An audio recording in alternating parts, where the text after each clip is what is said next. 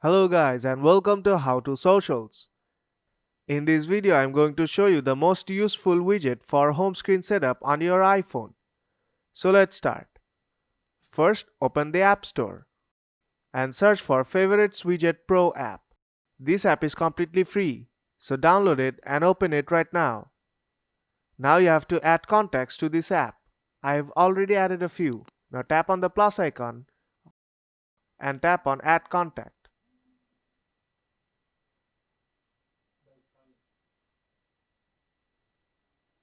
And the contact is now added. Now long press on the home screen and tap on the plus icon on top right corner. Now search for the Favorites app. Now select the size of widget you like and tap on Add Widget. And it will be added to your home screen. Now if you tap on the contact and you will see the options to call, message, WhatsApp or FaceTime that contact. So if this video helped you out, then don't forget to leave a like. And see you in the next tutorial.